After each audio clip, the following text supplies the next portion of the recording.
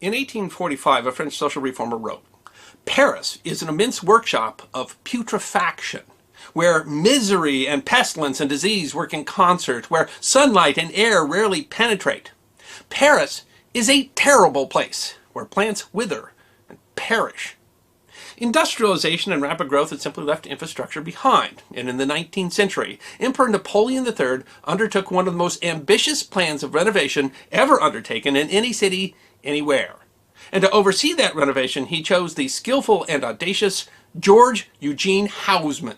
George Eugene Haussmann was firstly selected by Napoleon III to be prefect of Seine, not because of his remarkable skills and talent, but for his tremendous boldness and cleverness. These characteristics also pushed Napoleon to choose him to carry out the massive urban renewal program of Paris.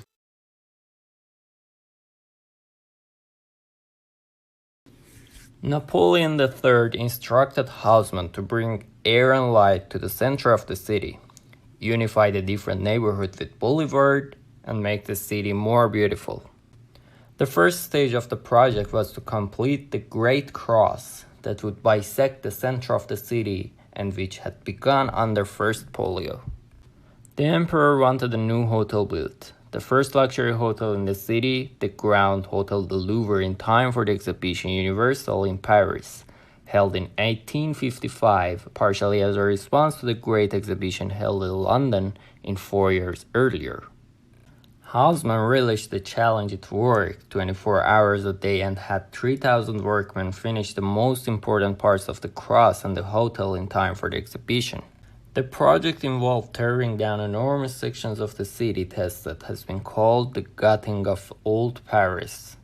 Many of the neighborhoods torn down were simply turned into the broad avenues that define the city today, and many small streets were eliminated entirely in favor of one navigable one. This was only possible because Napoleon III had made himself emperor.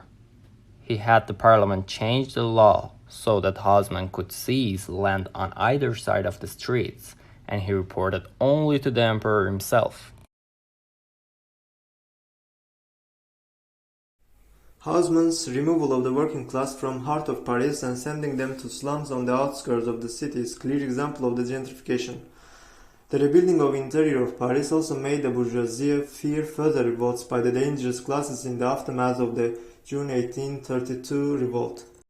We ripped open the belly of old Paris, the neighborhood of revolt and barricades, and cut a large opening through the almost impenetrable maze of alleys, piece by piece, Haussmann said. Many of the demolished apartments, including his childhood home, were in slum areas. According to writer Jess McHugh, Haussmann's slum clearness in Paris forced thousands of people from their houses in exchange for a few dollars. Former residents were unable to return to their homes because of the rise in rent prices. As a result, districts of Paris became more economically separated.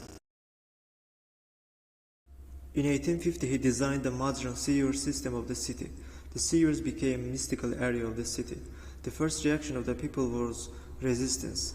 They were worried about the new taxes that had to be paid for their service. The map shows the situation in Paris during several stages of gentrification.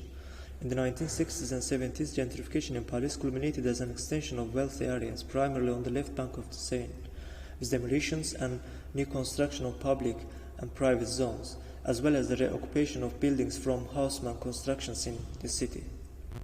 On this interactive map, you can see the levels of construction since 1800s, including Haussmann's gentrification period.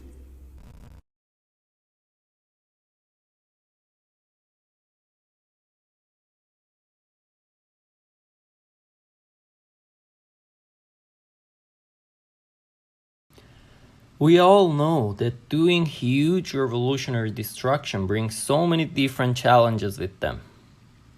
One of these challenges, which might be interesting to focus, is to find the correlation between transportation of the materials during the destruction and gentrification.